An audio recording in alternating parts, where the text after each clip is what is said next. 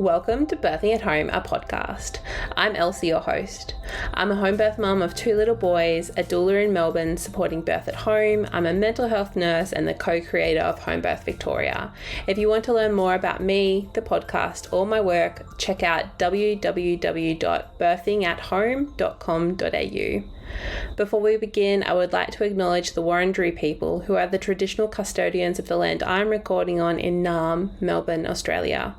I would also like to acknowledge the Aboriginal and Torres Strait Islander peoples have been birthing at home on country for tens of thousands of years prior to the British invasion and acknowledge that sovereignty has never been ceded. This is the 70th birth story, and it's shared by Hayley, mum of 2 living on Awabakal country. After a traumatic first C-section with her first baby Nora, Hayley eventually chose to hire a private midwife and plan her home birth and vaginal birth after caesarean with baby Remy. Hayley shares her pregnancy journey, her labour at home, and ultimately the decision to transfer into hospital, which ended up resulting in a second C-section. Hayley's story really is incredible. Whilst we laugh a lot, this story really shows how valuable private midwifery care can be, as it really influenced how amazing her experience was despite everything, finding herself for the second time having a surgery she didn't plan to have. In this episode, we do talk about birth trauma, especially in reference to her first birth, so please be mindful when listening. I really hope you enjoy this story as much as I do. Enjoy. Welcome, Hayley, to Birthing at Home, a podcast. Hey, Elsie, so good to be here. Thank you for joining me. Hayley, are you able to give a bit of background to who you are, where you're located, who's in your family, that type of thing? Yep, so I'm a 29-year-old mama of 2. Our little family looks like me, obviously, my husband. Been with him since I was 17. And we have 2 little people, Nora, who is nearly 4, and Remy, who's 1.5. Yeah, and amazing. We live in Newcastle in New South Wales. Yeah, cool. Our demographics are like very similar. I'm also 29 and our kids are very similar ages as well. That's so funny.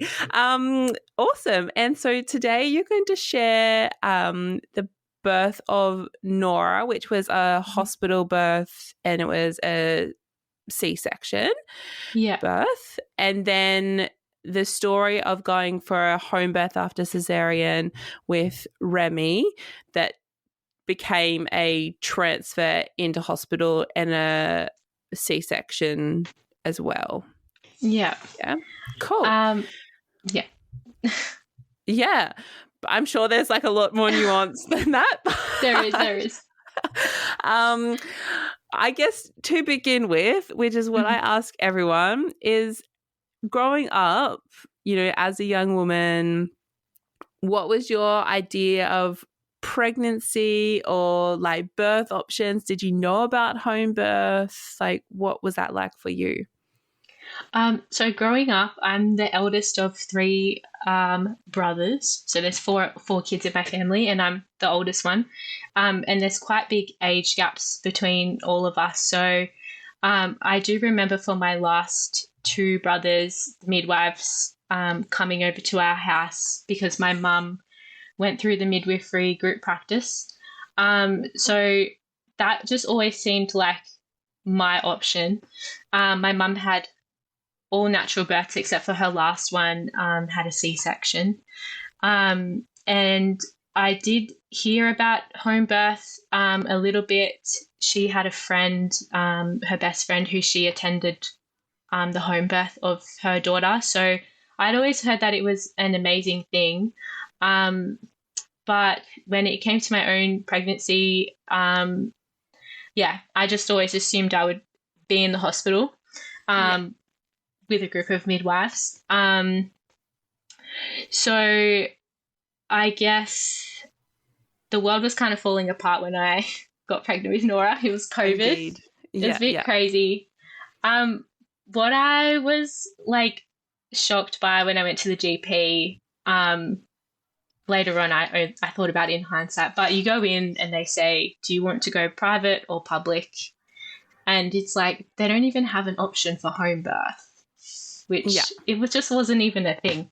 So I guess I thought to myself it wasn't an option for me. I knew that people in Newcastle, there was a Newcastle hospital that has publicly funded home births. So I knew of people who had, a lot of them choose either the birthing centre or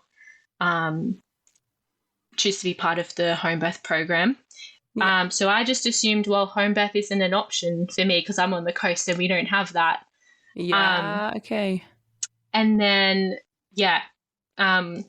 obviously got connected with the midwifery group practice, but the more because I definitely go down like rabbit holes and like research everything and I need to know everything.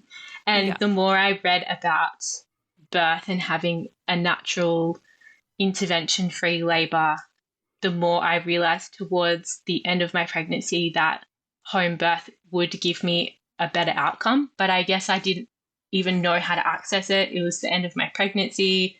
I'm part of this group practice now. So in my mind, like I did all of my informing, like I informed myself. I knew that I'd have challenges going to the hospital. So my plan was to go in as late as possible. I knew that I had to have a birth plan, and I wasn't naive. I also had a birth plan if it did end up in a C-section. But nothing can prepare you for going into the hospital. And like the first shock to me was like, I didn't even know the midwife. I had never met her when I finally went into labour with Nora. So even though you were in the MGP, you still didn't know the midwife? No. Like, that's not how that works? No. So she was a midwife in training, and a lot of my care was quite sporadic because it was COVID, and then they're trying to figure out like how to do it COVID safe, I guess. And so I didn't see my first midwife until I was 19 weeks pregnant, which is crazy. Yeah, so I had a huge gap in care from, I think it was 11 weeks to 19 weeks because the GP that I was seeing, the clinic shut down or she left or something, and then they were kind of like, but you'll get contacted by your midwife and then they'll like carry on with your care. But it was just like such a horrible first start because I was very, very sick. I actually lost weight in my first trimester because I was just so sick. And then when I see the midwives, they're like, oh yeah, it happens for some women. I'm like, I'm 19 weeks pregnant. Like, I don't feel great. Thankfully that dissipated. But yeah, when I went into, so I went into early labour on this Sunday morning at 10 a.m. and didn't present to the hospital until 5 a.m. Monday morning.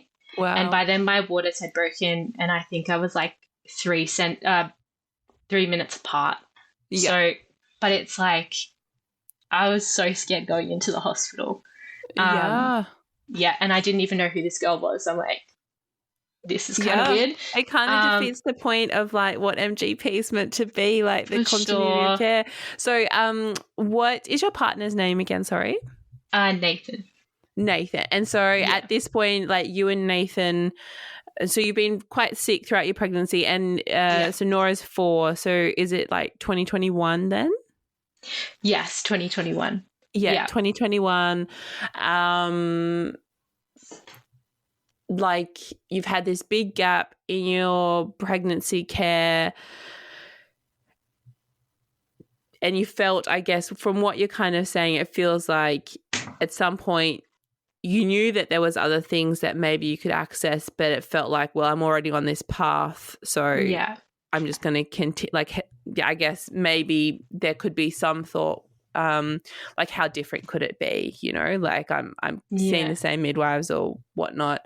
So when you are in labour and you're going into the hospital, you and Nathan, did you have like any other supports that you were? I mean, it was COVID, so you probably weren't allowed.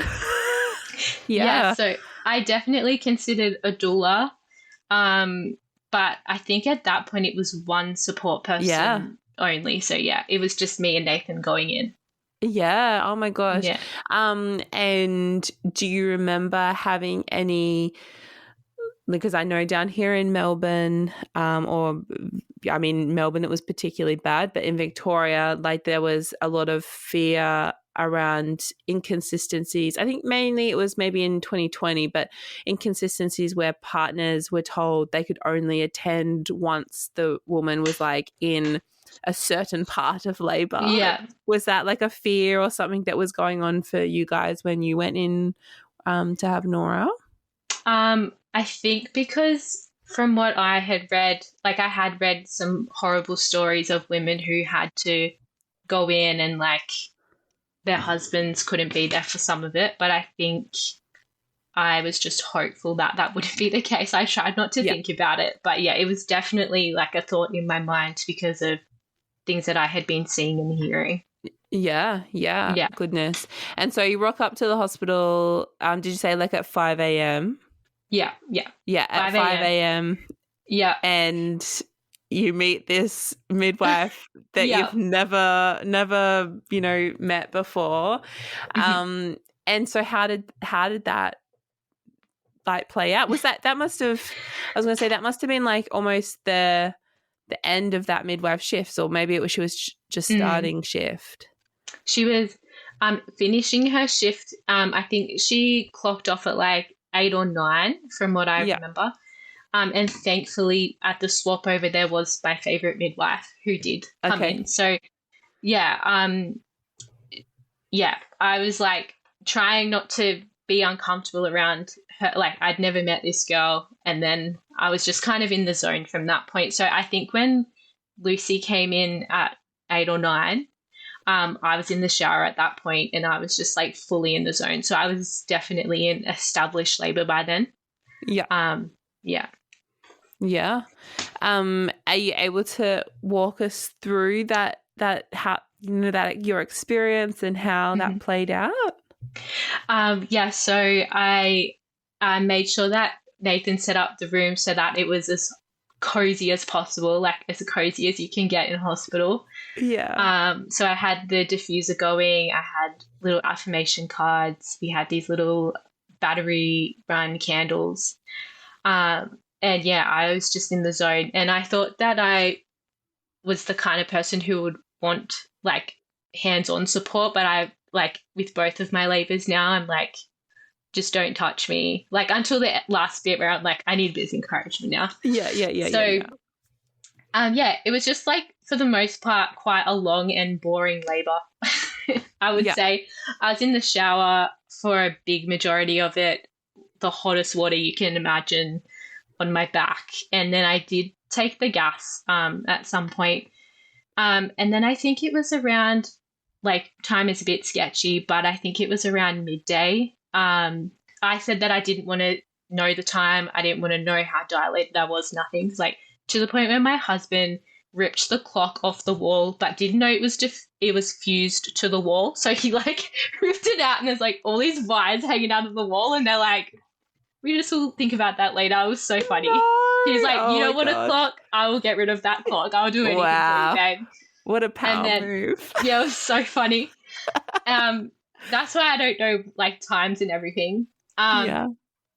They suggested I get in the bath, so like I think I was quite far along because I think hospital policy says you have to be like 7 centimeters or something. Yeah. Often. So they might have checked me, or maybe they were just going by how I was sounding. And then I was in there for like 2 hours, I'd say, and that's when I was involuntarily pushing. I'm so cold, by the way. It's like freezing here, so I'm shivering. It's like winter stuff. I'm trying not to shiver. There's no heater or anything. I can't tell. If you need to get a blanket or something. Crazy person. No, not at all. If you need to grab another blanket or something, by all means. No, because then the kids might see me and I'll be okay. Okay. But I'll take a breath. So I was in the pool involuntarily pushing, and then I heard them say, oh, I can see the purple line. You know, like the purple line you get. Yeah. Like, so I knew that I was like getting very close. And then she says to me, you might be able to start feeling different sensations now. And if you try and have a feel, you might be able to feel your baby's head. And they had the little, do they call it a crash cart, where they've got like the little bed ready for when the baby comes out? Oh, I don't know what okay, they call sure. it. Is that a crash cart or not? I don't know what it's called. No, it's probably, yeah, I don't know what the technical name is, but like, yeah, like a little bed thing that they Yeah. probably can have like oxygen and stuff connected Yeah. to and stuff. Yeah. So they brought that in. So in my head, I'm like, it's getting to the end, and they're all thinking it. And then I felt inside and I couldn't feel anything. And then I looked at her and I was like, well, I can't feel anything. What am I meant to be feeling for? And she's like, you should be able to feel something hard. And I was like, I can't feel anything. And then she's like, she looked so confused. And then she's like, you're going to hate this, but let's just get you out of the bed and check you between contractions. I think they're like a minute apart at this point. Yeah. Just to see what's going on. And then, like from that point on, it was like everything that could have gone wrong went wrong. So essentially, I was 9 and a bit centimeters dilated.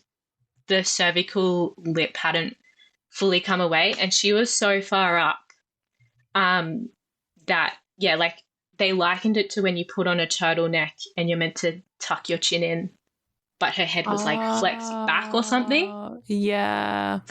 So then they're like, they put the gas on the highest, and it was like everything in the room was spinning. There's the guy who's like going to potentially give the epidural. There's the doctor. There's like the senior midwife, all that. And they're all trying to bargain with me to just have the epidural because like, I'm like, I don't want the epidural between like the rest time between each contraction. And then every time a contraction would come, I'm like grabbing my husband's collar and like pulling him to the ground. Like the contractions were so intense. Yeah. And then it was like 5 or 6 times. And then I was like, I think the midwife said you could be going like this for another 4 hours. And that's what did it for me.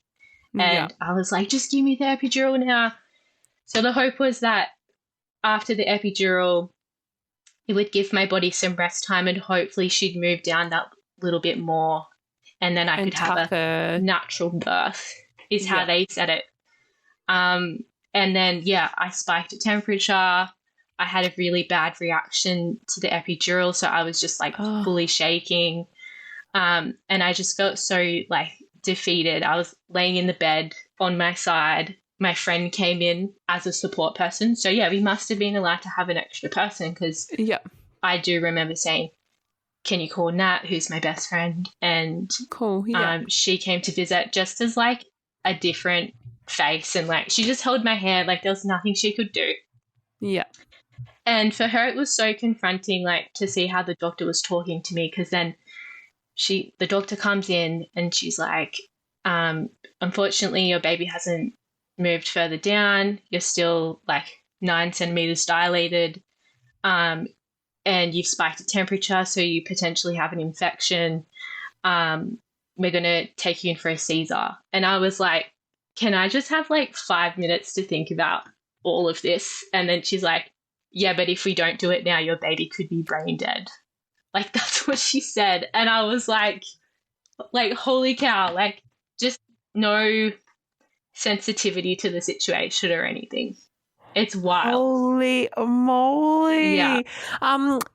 Just to take like one step back, like I'm not super confident with how you resolve this situation, but I imagine that there are some particular moves that you can do to try and resolve it. Were they getting you to like, be upside down or like do crazy moves or anything like that? There was nothing of the sort. Wow. And I think at that point I was just so checked out because it had been of course so many hours. I hadn't slept the night before.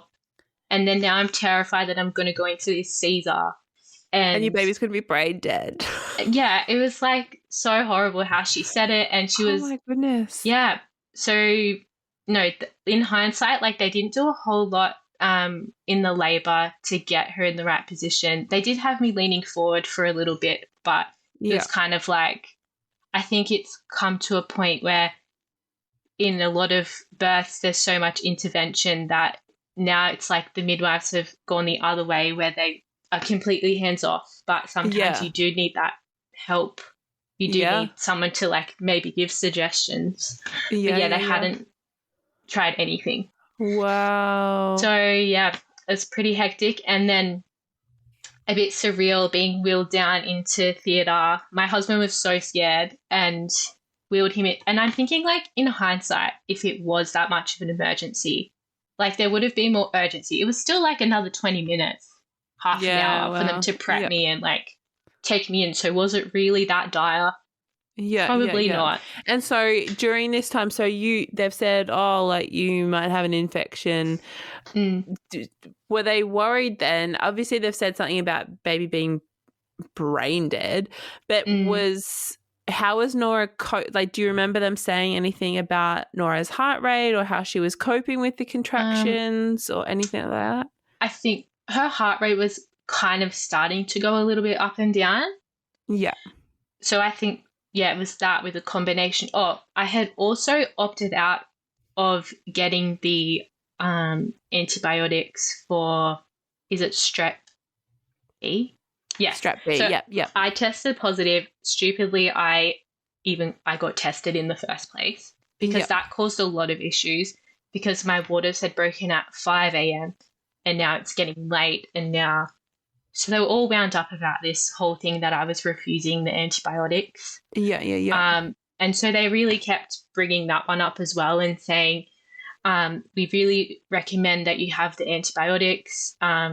You've also got a temperature. It was like they were making me feel like I was putting my baby at risk because of that decision I made. But apparently it's very common to get a slight spike in temperature after an epidural. I think some people react in that way.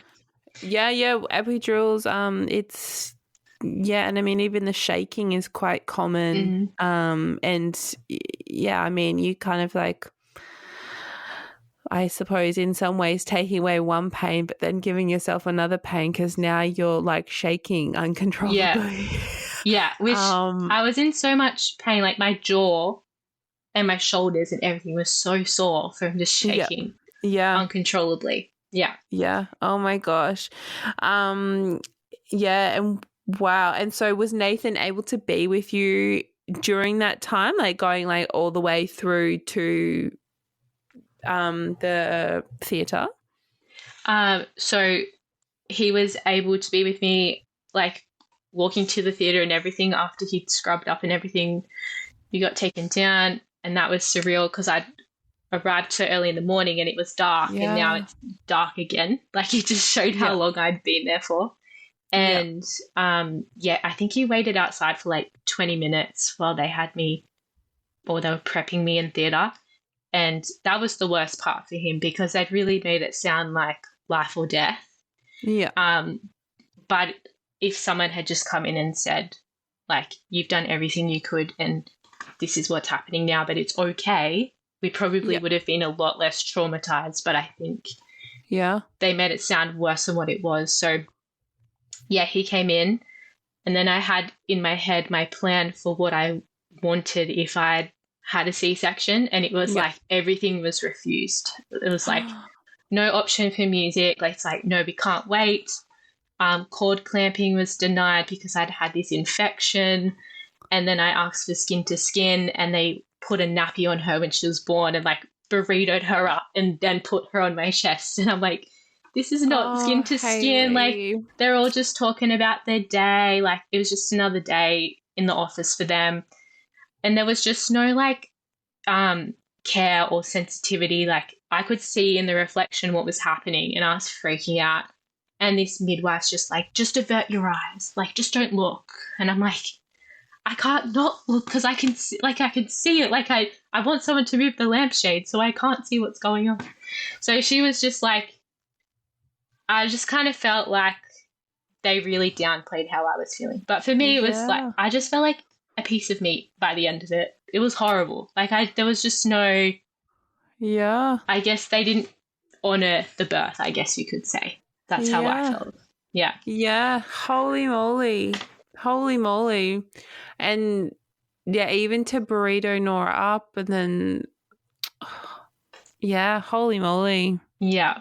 Yeah. What a wild situation considering, you know, you're in the pool, you've got like the crib there, you're thinking, I'm going to be having my baby any minute. And then like the next minute, you're being handed a burritoed baby and quite different. Wow. And I like even wanted I think they call it the golden hours. That was a plan of mine. But then they brought me into my room that I was staying in. And then I think it was 11 at that point. My husband gets sent home because it's after visiting hours. Hayley. And they just put like a little gown over the top of me, and my hair was like all sweaty and matted. I couldn't even get my hair off my face and tie it up. And they're like, okay, you try and get some rest now. And Nora was in this cot. I'm so thankful they've brought in a new kind of crib now for C-section mums where it attaches to the bed. Oh, but cool. This was just before. So her cot is like up here and I'm down here lying flat. And it was just such an awful experience. And then went home after 2 or 3 days. And then I started having all these weird symptoms like body numbness and tingling and just completely blanking out, couldn't remember stuff. Just really weird things were happening. So then I got readmitted to the hospital, and they ran a bunch of tests and MRIs and all that. And I basically had partial nerve damage to where Nora was compressing on my nerves for the majority of my labor. And then the neurologist came in and he said, you have a condition called FND, which is functional neurological disorder. Yeah. And it's basically your body hasn't been able to handle this huge event. So it was kind of my body was wanting to disassociate, and he's like, there's no cure, and it could go on for a few months or it could be a few years. Wow. So that whole first year was really, really hard. Holy shit, Hayley. Oh my God. And it was everything that could have gone wrong went wrong. The only thing that went right was breastfeeding. And I was really determined to because I had a lot of issues with that. But yeah, it was I kept saying to myself, if I just make it to 1 year, things are going to be different. Things will be better. Yeah. And then it was her birthday party and I was feeding her and I was I made it through that. Yeah. And holy shit. Big. And you're here 4 years later sharing the story on a podcast. Yeah. That's incredible. Holy moly. Did you ever have the energy or feel inclined to provide feedback or a complaint about how you were treated and your experience?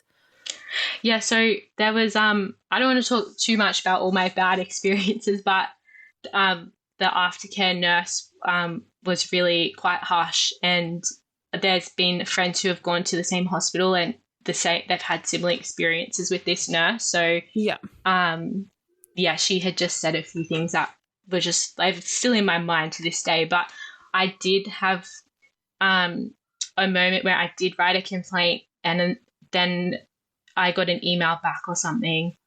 But it's so many processes you have to go through to write this complaint, and I just wasn't in the space to do it. But I did write a whole thing when they did the was it the Royal Commission? Inquiry. Yeah. So I did do that. But I really wanted to make a personal complaint about some of the staff there, but I just I couldn't even write a text. That's how much my brain wasn't working. It was hard.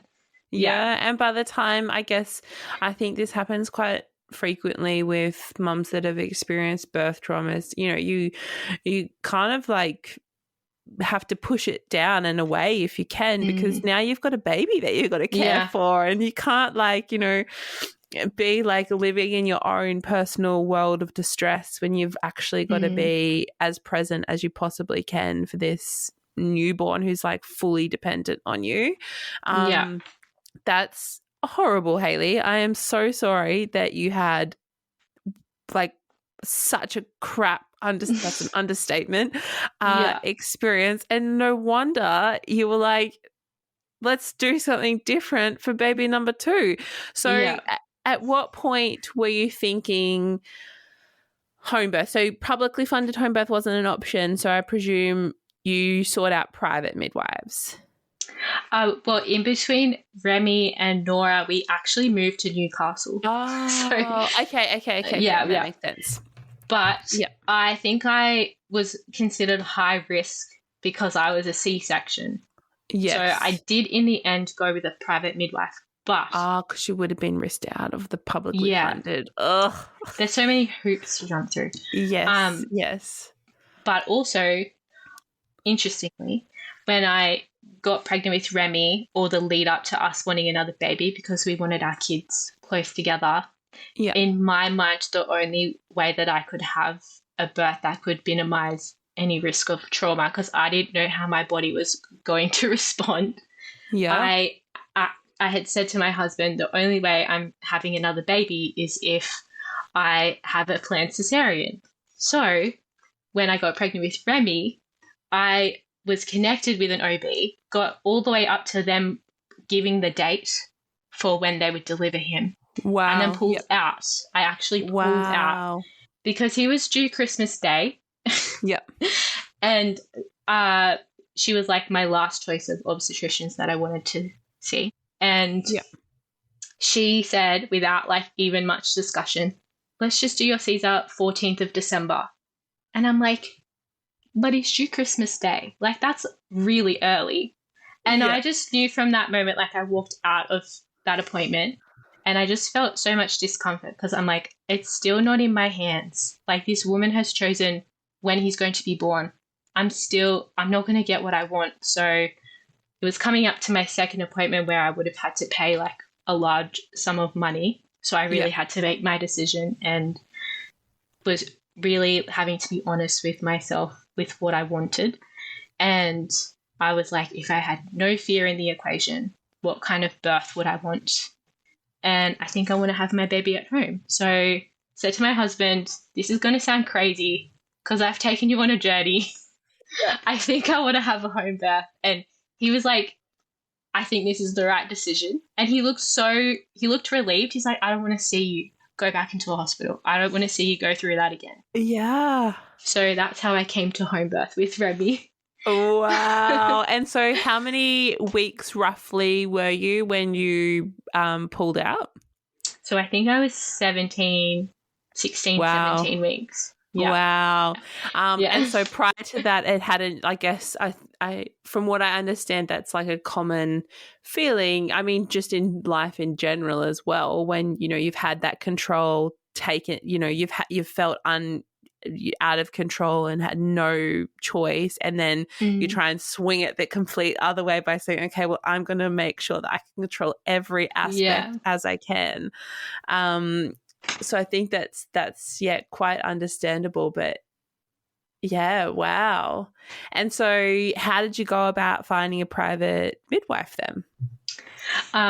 So because I'd had so much trouble finding like an OB that aligned with my values, because Remy's due like Christmas Day. And exactly. My next thing is like, am I going to find a private midwife that is available Christmas Day? But also I'm quite far along in my pregnancy, because most people call their private midwife the minute they pee on a stick. And I'm like, I don't think I'm going to find anyone, but I'm trusting, because I've made this choice and it feels right. I'm trusting the right person will come along. So after I broke up with my OB, which was like super anticlimactic, like she actually didn't even really care. And I really thought she was going to make a big thing out of it, but she didn't. Because there was a whole thing where she had to give her information to my home birth midwife. It's like a whole thing. Oh, but she barely asked any questions. So I stressed myself out for nothing. It's still kind of funny an OB having to give their details. I know. Their notes. All the notes about me. So I just left it for a couple of weeks. I think I was maybe like 11 or 12 weeks with Remy, and then I just had a few weeks where I was just like, I'm just going to sit with this decision that I've made and not stress about it. So then my friend who's a doula posted stats from this home birth midwife, and she'd had like 100% success rate in the last 3 years with VBAC mums. Wow. It was like very, like a lot of her clients, I think she had like 2 transfers or something. Like they were just really amazing stats. And I read it and I was like, I want this lady. I don't even know if she's in New South Wales. Like my friend's just posting these stats. Yeah. But I'm going to go onto this woman's page. I couldn't find where she was located or anything. And then I think I messaged her on Insta, briefly told her my story. She calls me up like 10 minutes after reading my message. We have a little chat. Turns out she's like pretty local in the Newcastle area. And she's like, I have no doubt in my mind that you'll be able to achieve a natural birth. So I'm happy to take you on. I'm not available Christmas Day, but I do have a backup midwife who's really lovely. So she was all good. So that's how I found Helen. Yeah. She's amazing. Yeah. And then it was just like the most chilled pregnancy ever. And like the experience of going through MGP where it's once a month, a very rushed half-hour meeting. Of course, as your pregnancy goes on, your appointments become more frequent. But it's like half an hour and they're just checking like, is your baby growing, blah, blah, blah. Like you don't have time to talk about your fears, your worries, all of that. Yeah. And it was just so amazing to have Helen come over, get to know my whole family, and just have like such trust that like she didn't see me as a risk. Yeah. She just saw me as a fit, young, healthy woman who maybe her baby just had bad positioning. And it was like, it was so nice. Yeah. And she'd come over. I feel like the appointments went for ages. But yeah, it was just like such a nice difference from, MGP to private midwife. So, well, a lot more personable, and like, you know, a private midwife can, you know, make up their own rules on like how long they spend, and they can plan it at whatever weird hours. But like even in an MGP, like they're still working within the hospital's confines. Yeah, gosh. But that's, also so lucky that you were able to find a midwife like Christmas Day, like that. Yeah. That's like pretty, oh my gosh. And did you do any work between like Nora and Remy, like around like the trauma that you'd experienced? So after Nora, I was seeing a birth trauma counselor. Yeah. For quite a long time.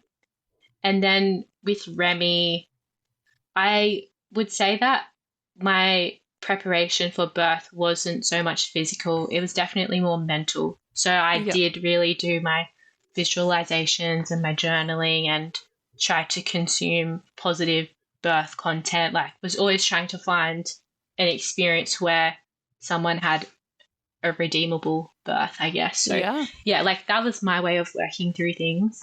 But yeah, I felt a lot of peace throughout it. It was like the moment I detached myself from like the hospital and having to go down that path, that fear was taken away because I wasn't going to have to prep myself to step through those doors again. Also, I thought, but that's different. We'll get to that later.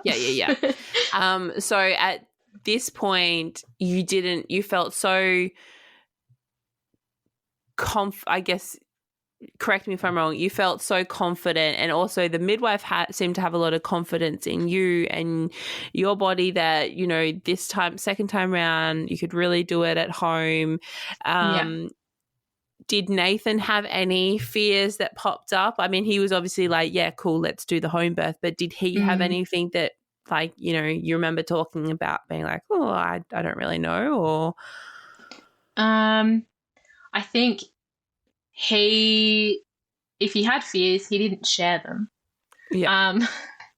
No, he seemed pretty confident in the situation as well. I think we just felt really cared for by Helen, and I Yeah. think that's what made us feel calm and like felt like it was a safe decision. She had spoken to us a lot about uterine rupture and really got into depth with that. So like all of those fears were eliminated. But yeah, I wouldn't say he had any fears. I think his biggest fear was having a care provider that didn't respect my autonomy. I think that was his biggest fear, honestly. Yeah. Preach. Yes, exactly. That should be everybody's fear. Yeah. And so you said that you had like a doula friend. Were you having extra people like on this journey? Like were you thinking that Nora would be present at the birth or? So I was really private about my choice for home birth. So just my family knew. And then I had a close friend who had a home birth. So yeah, I think I just wanted it. Oh, it was going to be Helen and then her backup midwife. Yeah. Plus Nathan. So I felt like there was going to be enough people. And if the last birth was anything to go by, like I didn't want too many people in that space. Yeah, of course. But we did have Abby, who's my friend who had a home birth. She was also studying to be a doula, but she's kind of like an auntie to my kids as well. Or I had one kid at the time. So she was on call in case things happened. Yeah. So that was my support. Yeah. Yeah. And so what was the lead up to labour like? Very interesting. Remy, yeah. So I think I really learned that no two births or pregnancies are the same. So they always say that, but it's so true. So how many weeks were you with Nora when you started labour? 39 and 3 days. Okay. Yep. Cool. So I just assumed Remy would come early as well, especially because he's my second too. Yeah. And my mum had gone early with all of hers, I'm pretty sure. So yeah, I was really counting on he's coming before Christmas. So then it was something like 37 weeks and 3 days. It's kind of just before the cutoff where it's, or maybe it was like 36 and 4 days. It was kind of like it's not appropriate to have a home birth. Yeah. But you can sign a waiver, and I think I was like 2 days off because I think from 37 weeks onwards is fine. Yeah. So it was something like that, 39 and 3 days, I want to say. I come home, and then I lost some of my mucus plug. And I was like, oh, shit. Like, this is early. Yeah. I don't know if I'm ready yet. That was my first instant thought. So then did the classic, send a photo to my midwife. What do you think this is? She's like calling me about like I have to sign a waiver if I still want to have a home birth, and told me all the risks that come with having him at home if he was to come this early. Yeah. And then she's like, do you have your pool set up? And I was like, no, because we hadn't gotten the little connector to like connect the hose to the tap and like all of these other little annoying stuff. And then Bunnings is going to close in like half an hour. So I'm calling Nathan. I'm like, this could be happening, because Helen's like, you could have a baby tomorrow, so you need to get yourself sorted. My husband's rushing around trying to set everything up. We've got the pool set up. I'm like, I didn't feel any contractions though. Yeah. Until maybe like 11 o'clock at night. So from 11 till something like 3 or 4 in the morning, it was very mild contractions, and they were like 5 minutes apart. Yeah. And then they fizzled out. Yeah. So I'm like, okay, it's just the pregame. Like, it's coming tomorrow. It's fine. Yeah. So then the next day we had a really nice day. Like, we did all my favorite stuff. Went to eat noodles, had ice cream, walked around town. Like, it was a really nice day. It was going to be like the last day before baby came. Or so we thought. Wasn't the case at all. Yeah. And then again, it's 11 o'clock and they start again and then they fizzle out. So this went on for like a week. So I'm like doing all the stuff, like swimming, relaxing, going for walks. And then it's like Helen comes over to visit, chatting with me. Do you have any fears you need to work through? Sometimes your body is like responding to Holding maybe on. some fears. Yeah. So I really worked through all that.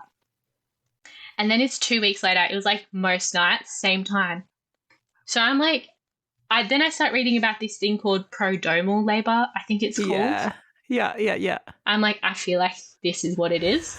I had a TENS machine that my friend had found for me, like everything set up. We've got a pool, but the annoying thing is that we haven't told a lot of our friends. So we had to be really weird about like, it's getting close to Christmas and I'm pregnant and people want to drop stuff off.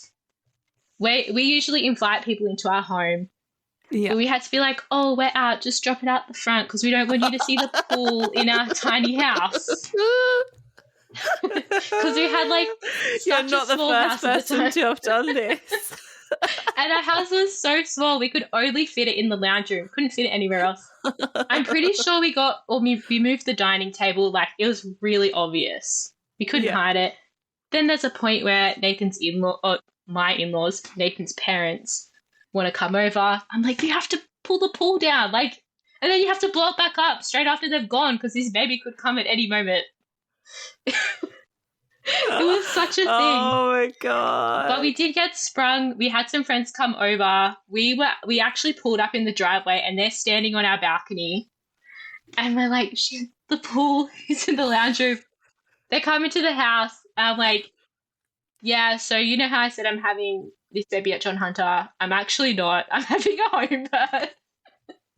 And they're like, oh, okay, yeah, cool. Like, you could see they were so shocked. It was so funny. Yeah. And then it's like 3 weeks of like this on and off labor. 3 weeks. It was 3 weeks. I honestly thought by the last week I was so angry. There's no aircon in our house, well, our old house. It was so hot, hottest summer ever. I felt like I was going to be pregnant forever. I honestly did. Yeah. I thought this was my 3 weeks state. of prodromal labor. That's cruel. And that's so unfair as well because like with Nora, it was like quite predictable really what happened. And, you know, you got so far. Yeah. And then you got 3 weeks of oh my gosh. It was such a mind game. It was such a mind game. There was one really windy, stormy night, and I was like, Nate, the storm's going to charge this labor. I was like, we need to drive down to the beach. We're going for a walk. And I like walked along the break wall, and Nathan and Nora, it's like 8 o'clock at night, and the wind's like, and the rain is like in their face. It's like Mother Nature, come I at was me. like, I need to have this baby. No baby. Tried everything. Tried everything. Yeah. So then Christmas Day comes. He's like still hadn't arrived. I just couldn't believe it. And then finally on the 27th of December, I was like, I've tried everything, but I'm going to try child's pose. I don't know why I thought that. And I put these pillows under me. I did child's pose, went to sleep in that position, maybe for like 40 minutes. Wow. Woke Your up, legs must and have then been my so waters numb. broke. Oh my God. It was like a pop and the waters just broke. Wow. Because I said to Nate, I'm not going to believe I'm in labor until this baby's head is like coming out of my vagina. Like, Yeah. he's just really having me on right now. My waters broke. I'm like, okay. So I come out to Nathan, waters broke. I'm in labor. Finally. Yeah. Oh, call up my the midwife and she's like, okay, finally. Because she's been waiting too. She's been waiting for 3 weeks. Yeah. And remember the OB wanted to book you in like on the 14th. Yes, I always think of that.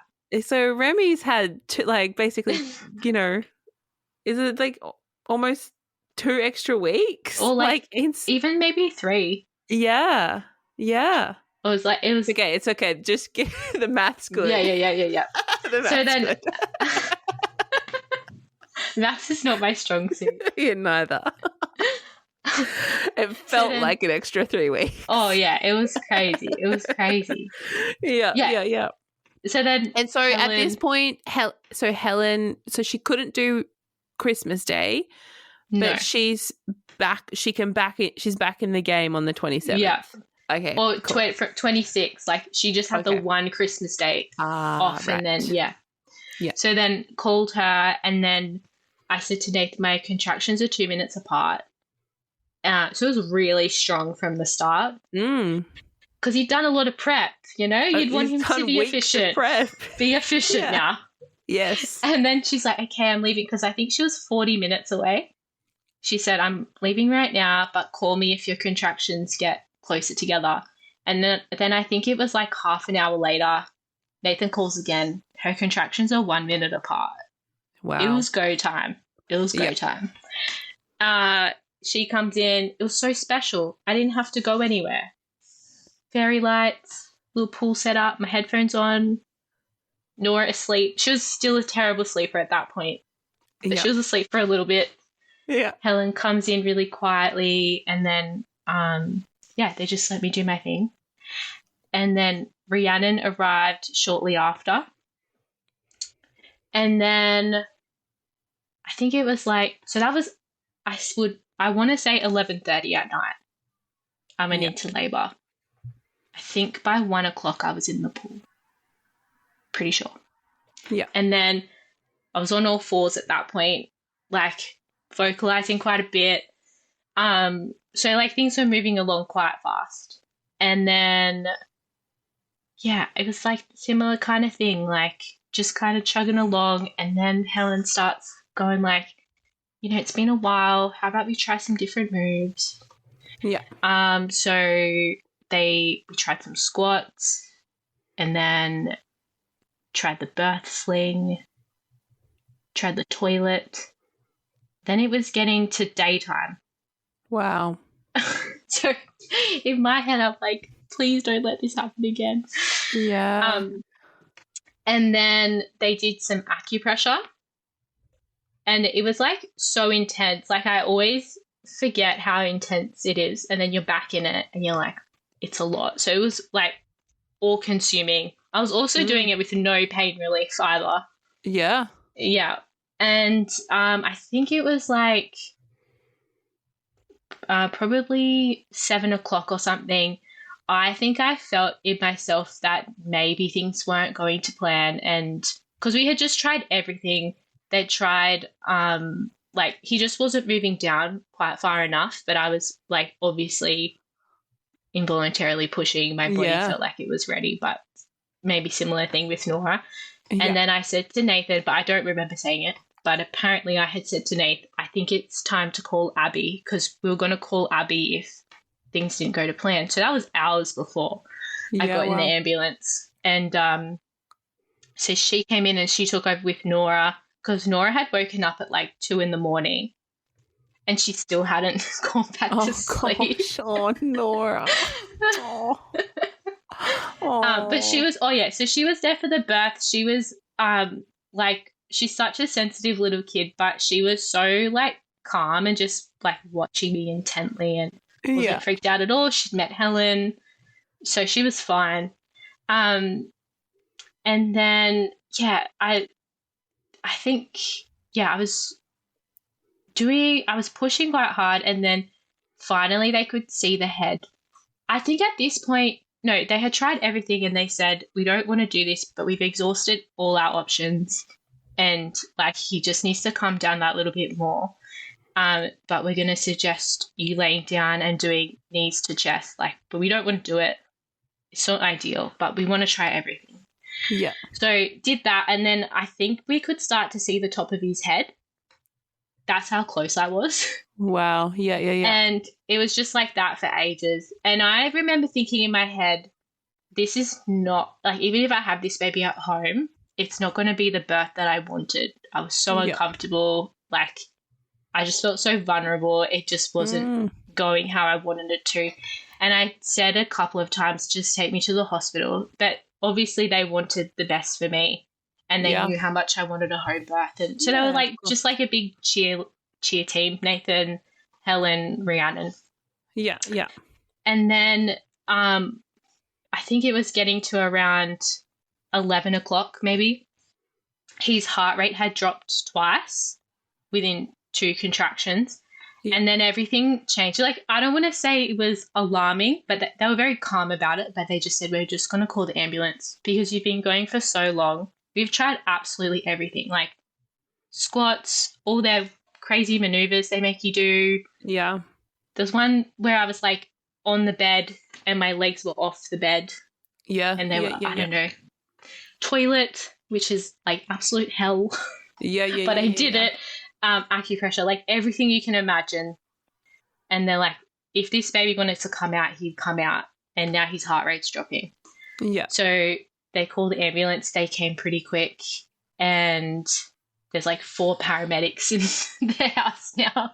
Wow, And yeah. I'm on the ground and they're like, so yeah, you're having a baby. Like obviously you need a birth transfer. Like you just get up slowly when you're ready. And so I got up. My midwife's like, where's your hospital bag? I was like, I don't have one. She's like, what do you mean you don't have one? Grabs like a towel out of the cupboard. Yeah. I'm like, not wearing anything other than this towel. Say goodbye to Nora and Abby. Wow. Nathan doesn't know what to do with himself. Like, he doesn't know what to get. The midwife's like, I'm pretty sure it's going to be a forceps delivery. Like, you want to be right behind the ambos because as soon as she gets there, they're going to be delivering this baby. That's what she thought. And Nathan's like, doesn't even know what to do with himself. Yeah. And then I had like 15 stairs from like the top of my house down to the driveway. They're like between. Remy.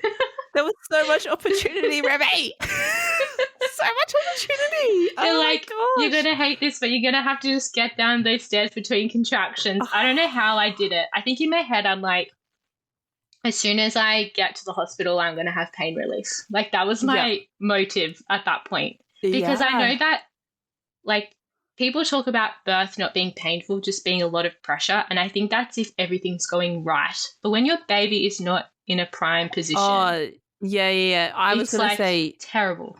Even like my first story is like the birth bit was not so nice. But I don't really remember. I wouldn't really call it pain in that first labor. But with Frankie, everything was going fine, and it was the most excruciating feeling ever.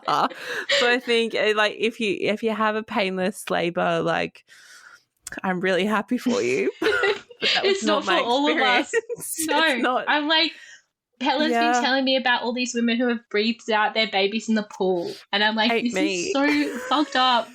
Yeah. This is too much for me. Oh, and so even with all of this like disruption of like the 4 paramedics and having to leave your safe space and all of the whatever, did you happen to notice if your contractions slowed down? Like, do you remember there being any like change in your contractions? They were just all they were hard and fast. Yeah. They were hard and fast. Like, yeah. And I thought so I went from the top of the stairs down. I don't know how I did it. My phone's going to run out soon, so I'll have to get my charger in a second. Yeah, that's okay. But I said to the ambos, please, can you give me pain relief? And the girl stupidly said, I will give you a green stick. But I did not get a green stick, and I was really mad about that. No. And they made me lie down in this little stretcher on my back.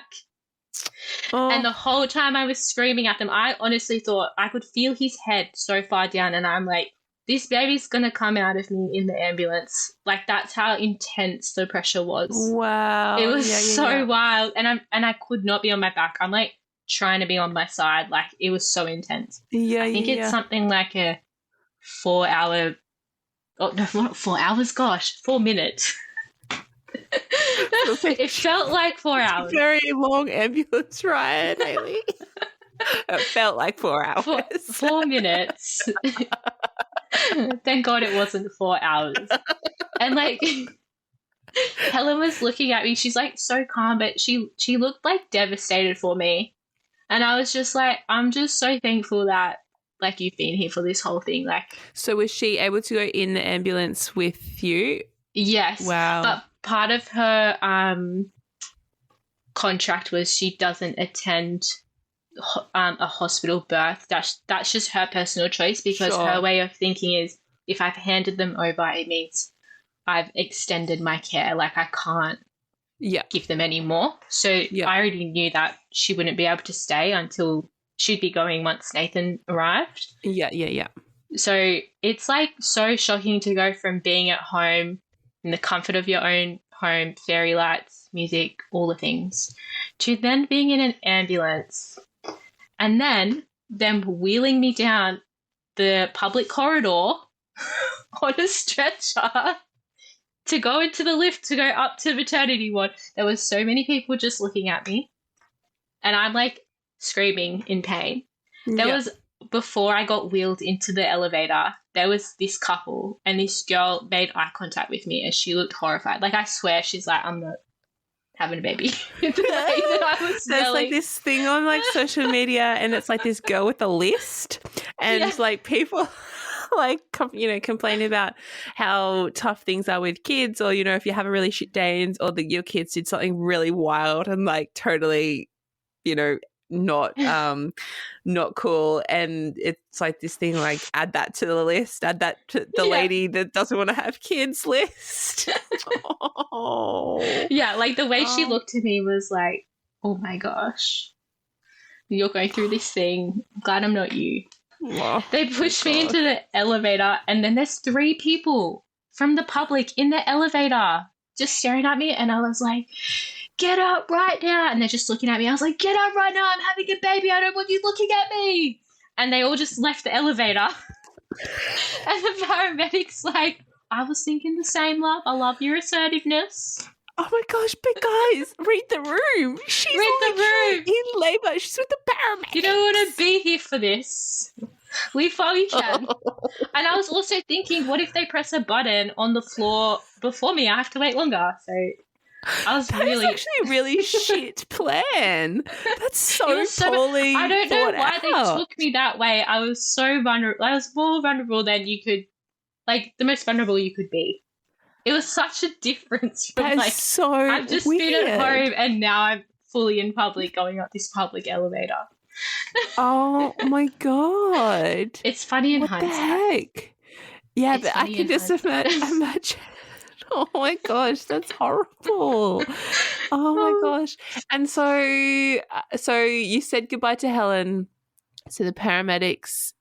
So is Helen still in this elevator? Helen's still there at this point. Okay. Yeah. And then they took me up, and they're like planning on forceps delivery. Okay. But they have to take you through all the processes of like, this is all the risks. And then I was like, I consent to everything. Just get this baby out of me. Yeah. And the guy's so calm. I know that's what you're saying, but I still have to take you through all of these things. Oh my god. It was I felt like that process was so long. And then at this point, Nathan came. Like, that's how intense it was. I don't even remember the swap over from Helen to Nathan. Yeah, wow. Helen was there, and now it's Nathan. I don't even know what's going on. They've merged into one at this point. It was so intense. And then they're like, took me through all the risks with that. And then I had the spinal block. I swear I had that before the forceps. I'm almost certain I did. So by that stage, I can think straight. I'm like, the pain is gone. And then I was like, started trying to consciously regulate myself. So they bring in this guy called Alpha. That was his name. The biggest, buffest guy you can imagine. And they're like, so if Alpha can't do this baby's stuck. Like, it's going to have to be caesarean. Why is this so funny? It is funny. It's funny. Why was his name Alpha? I don't know.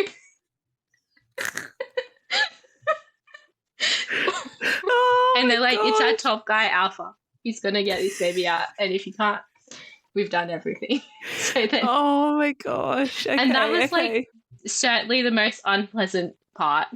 And they tried twice because they tried making me work with my contractions, but I can't feel anything. Yeah. I'm just going to get my charger before I run out of battery. That's okay. I didn't expect this to be so funny. It is funny in hindsight. Neither did I. 1 second. So Alpha. Alpha. He's given Brought in the big guns. Brought in the big guns. I'm kind of wondering if you hallucinated that his name was Alpha. Maybe I did. I swear his name was Alpha. Okay, so at this point, are you thinking C-section is on the cards again, or? I think I wanted it to be a C-section at this point because it was like, it's weird. I think I've spoken to my friend about this because she's studying to be a midwife, and she talks often about how she sees women get episiotomies, and it's like a horrible thing that she's like, when she sees it, she's like, I'd rather watch 20 C-sections over an episiotomy any day. And I think it's because it is such an intimate part of your body, and they're going in with like, whether it's episiotomy or forceps or vacuum. Bloody Alpha's in there. Yeah, like exactly. It's like, I didn't want him to be born this way. And I'm so glad, in a weird way, because C-sections are full on. In a weird way, I'm glad that he wasn't born via forceps. Yeah. So I think, they were trying to get me to push, but I couldn't feel anything. Yeah, so I'd had the spinal block and couldn't feel a thing. And they tried twice, and they're like, we can't get to him, so we're going to prep you for C-section. And that moment for me, I will also add, all of the midwives there were absolute angels. And apparently, this is what Helen said, is when they get the call for a home birth transfer, they try to make a team of people who are that way inclined, I guess.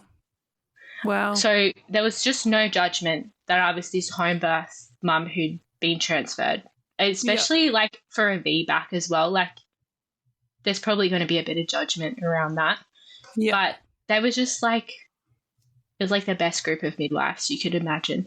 Wow. So, yeah, they prepped me for the C-section, and I had this moment of, I could let myself start spiraling like I did with Nora and feel out of control, or just like take a moment. I've been through this before. It's going to be okay.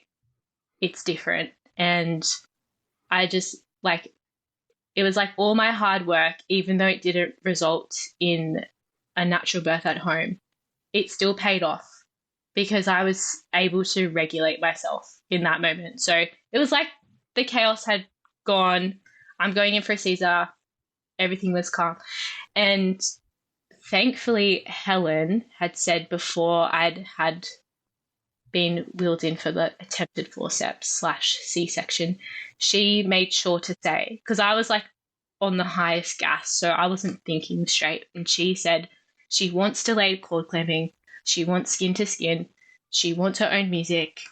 And then she said, I think she like said some other things as well to them. Anyway, so I was like, oh, I hadn't even thought of that. And I'm so thankful she was there to say that. So, oh no, that's what she said. Is there anything else you want? And I said, I don't want anyone talking while he's being born. Like, I just want it to be silent. I don't want to hear about anyone's day, or the sport or whatever they're talking about. And they had, noted that down. So then I get wheeled in, I'm really calm. I was like, Nathan, we've done this before. Like, I'm really excited to meet him. Like, the worst is over. I'm not feeling these contractions. And then Nathan had music playing next to my ear. It was so quiet. And then they said, it was like the weirdest feeling of peace. I've never experienced that in my life. And like, it always felt spiritual. And they said, do you want the curtain down? And with Nora, I had the curtain up. I didn't want to know what was going on. I didn't even want photos of her being cut out. I only have photos of her on my chest. And they're like, do you want the curtain down? And I nearly said no, but I was like, you know what? I want the curtain down. So had the curtain down, music playing, complete silence, and then they pulled him out and then put him on my chest. And it was like so special. It was so special. And it wasn't like filled with fear or like overwhelmed. I think I only lost like 200 mils of blood as well. Wow. Which was quite small. I think Nora was a fair amount more. Yeah. So I obviously had felt calm. Yeah. And it was like straight up skin to skin, not even a nappy. I think he had a little blanket over him because it's so cold in those rooms. Yeah. And then they wheeled me out into recovery. And then I hadn't even thought of this, but then my placenta, or this lady comes up. She was a midwife in training. She's like, do you want a placenta tour? And I was like, Hayley. Yes, I do. Because with Nora's, I didn't even get to see the placenta, and I was like weirdly upset about it. Well, some people might not get it, but to me, I'm like, I wanted to see it, and I wanted to like witness what my body had grown. Like, yeah. So she comes in with my placenta on this little table, and my mum was there at that point. So my mum lives about 2 hours away. Yeah. So she came flying down. I don't even know how she got there. She obviously drove a little bit fast. Yeah. To get there. And she was there. Nathan was there. It was midday. So like there were so many things that were different about it to Nora's birth as well. Different time of year. It was like all these little things just made it this completely different experience. Yeah. And then, she showed me my placenta. My mum thought it was so cool. She's like, Nathan was like a bit weirded out by it. That's the only thing he couldn't get his head around. He's like, yeah. Cool. And then brought me into my ward where I was staying. And again, like so different in so many ways. So Abby came shortly after with Nora. So Nora didn't miss out on a whole lot. Yeah. And like Nora was so gentle and like she just laid next to me, cuddled up to me. I have the most precious picture of her just looking at him. Yeah. And Remy was feeding at that point. And then my friend Nat came. So Nat works. Oh, this is another crazy thing. Was Nat the one that came with Nora? Yeah. Yeah. So this was pretty crazy. Like in my pregnancy, obviously, like not for everyone, but private midwife was expensive for us, and so didn't have a lot of money left over to like go towards food and like postpartum services and that. Yeah. And I had been looking at this website, Meals for Mamas, and then looked at the prices, and I was like, it's just not in my budget right now. And then my friend Nat, this was like way early in my pregnancy, Nat messages me and she's like, hey, so I got this new job and it's a postpartum meal service and I want to gift you 4 weeks worth of meals. And she sent me the link. Gosh. It was Meals for Mamas. What? And I was like, gosh. I was like, yeah. I just knew everything was going to be okay with Remy, just little things like that. So Nat came in with this box of delicious food. Wow. So much better than like a chocolate pudding from the wherever they get those. Like that's your first thing they give you when you're in recovery. They've missed the point completely. Yeah. Although it does taste amazing after a marathon. But yeah, she came in with like soups and drinks and it was. I just felt like a queen. So then Remy's on my chest, Nora's in one arm, my mum's there. Nat comes in, big box of food, and then Nat's like, do you want me to braid your hair? Or I think I asked her, so she like braided my hair so it was all out of my face. And then my mum like washed me down. The midwife said, do you want your mum to do it or do you want me to do it? And my mum just very gently like washed me down. Like I just felt so held. It was just so different. Like to Nora, it was like not a care in the world that they had for me. But then it was like all my friends coming around and Oh, It was so amazing. wow. And then, so they were there for quite a few hours because that was around midday. And then I think it was around maybe 8 o'clock, Mum left. And they thankfully had the new co-sleeper cot. So if you're a C-section mum, you can see them and they're right there. I put my headphones on, put my eye mask on, had my hand on Remy. And then the little angel slept from like 8 o'clock to 5 o'clock in the morning. Oh, my which goodness. was crazy. And because Nora was very wakeful since birth and was still waking up quite a lot at that point. So it was probably the best sleep I'd had in a long time. Yeah, and it is. Yeah. Oh, my goodness. Yeah. And then the next day, because I could already feel myself kind of spiraling because I'm in the hospital setting, and I was sharing with another room, and I could just hear things that like just weren't sitting right with me from other midwives. Anyway, I then said to them, what do I have to do to get out of here? And they're like, well, you have to pee a certain amount of times in a certain amount of hours. Yeah. And I did that, and I was discharged 26 hours post C-section, which is the most badass thing I've ever done. But obviously I felt mentally okay as well. Yeah. And wow. Remy's story. Oh, my gosh. I think you, like, the way that you described you going into theatre, I mean, it's kind of like a movie because, like, you know, I can just visualize it so clearly, like, and I just can't even imagine.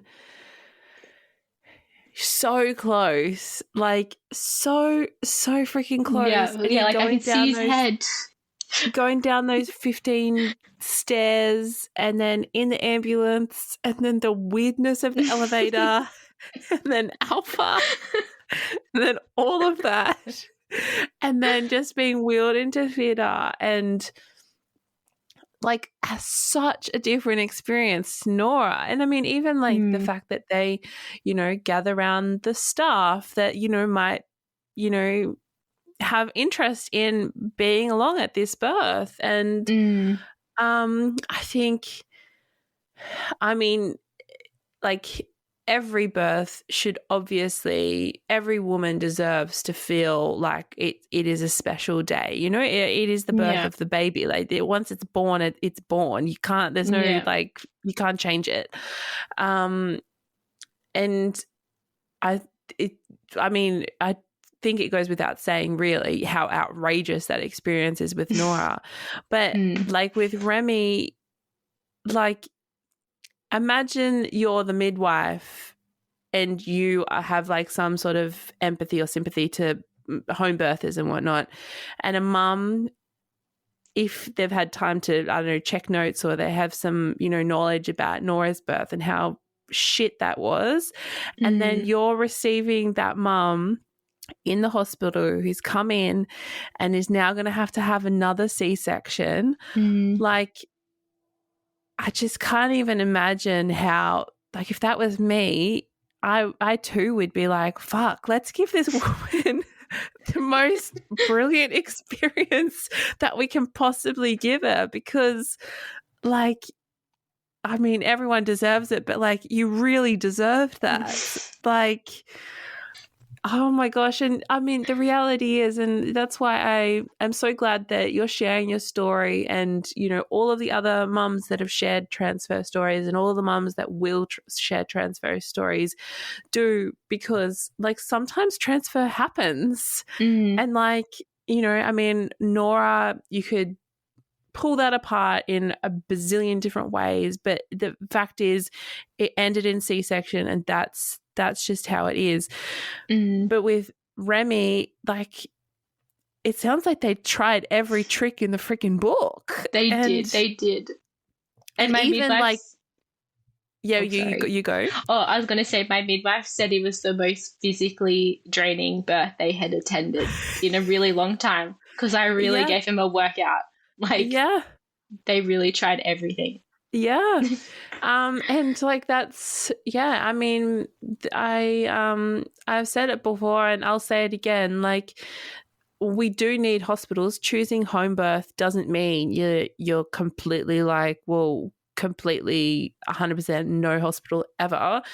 The hospital is for when things are not going right. Therefore, sickness. Therefore, when there's problems, and if a baby is not coming after all of that time and you're in 1 minute contractions, like contractions every 1 minute, being so painful, like your body can't like handle that. Like your body's designed to give birth, but it's not designed to handle that. And if baby and your body aren't lining up, like that's,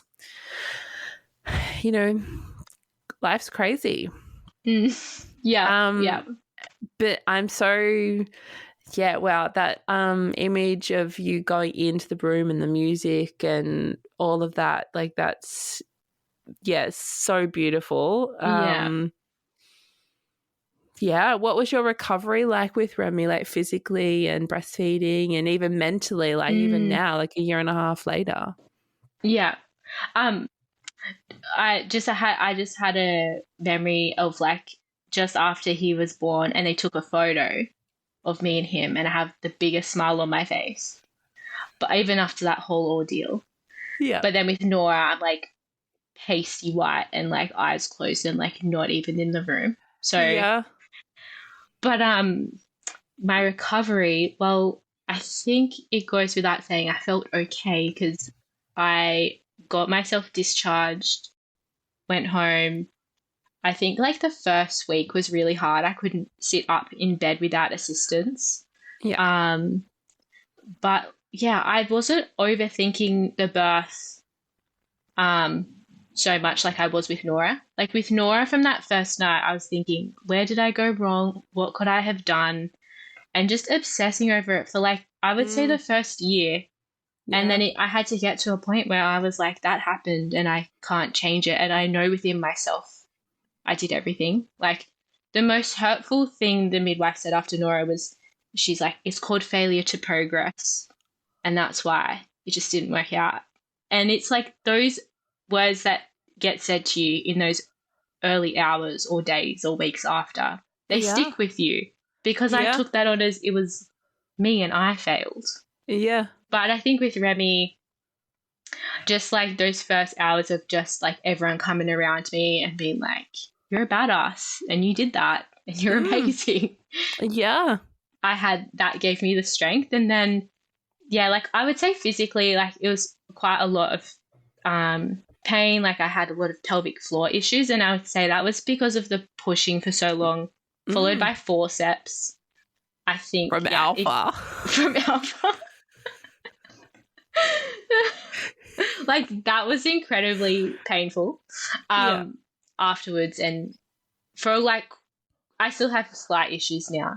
But like mentally, I was kind of just waiting for the ball to drop and was just waiting for this high to like, for me to get off this high that I'd had this, what I thought was a healing birth, but I just never came. Like I'm still high about it and I'm still like, that happened and like, it's a cool story and it was so special. Yeah. So my recovery, breastfeeding was, I mean, I've had a few issues with my kids in the early days, but I didn't have any major issues. Like, not so much like with Nora. I had issues for like the first 2 or 3 months. Yeah. But with Remy, like nothing significant. Just had a few bouts of mastitis, but he's a little chunk. He put on like 400 grams in the first 2 weeks, which is crazy. Yeah. Oh my goodness. But, yeah. Postpartum was pretty good. Yeah. Wow. I'm so grateful for you to sharing this story. It's a fantastic story. You are 1000% a badass. I mean, that sounds very exhausting and like just, I mean, what you've been through and for you, like I said, like who would have thought that, 4 years later you'd be on a podcast retelling both stories. Yeah. That's fantastic. Is there anything that you haven't talked about that you feel like is important to mention that was like a part of your story, or anything that you would like other home birth transfer mums to know, or anything like that? I think that I love that home birth is becoming a more popular option, and more women are taking or using that as their care provider. But I do think that it's important to remember that home birth has a spectrum, and it's not always like the woman blissfully birthing in their lounge room. And sometimes in the spectrum that is home birth, it is a transfer. Yeah. But if you're a home birth transfer mum, it doesn't make your birth any less sacred or special.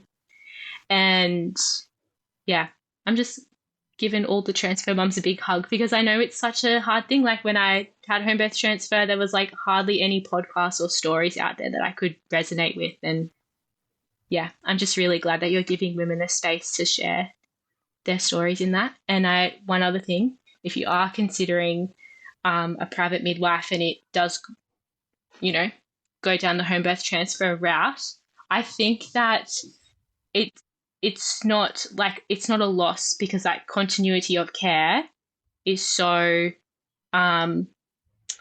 important in even your recovery afterwards. Like the care you're going to get throughout your pregnancy and the care you're going to get after, it's like how you birth doesn't really matter, how it ends up. That continuity of care is so valuable, however your birth might turn out. So if you're considering having a private midwife, yeah, it's like the care is second to none. Yeah. That's all I'm going to say. Yeah, 100%. Yeah. I think that it's a very valuable thought. I mean, I could say so much more, but I'm going to leave it there. But thank you so much, Hayley. Awesome. Thank you.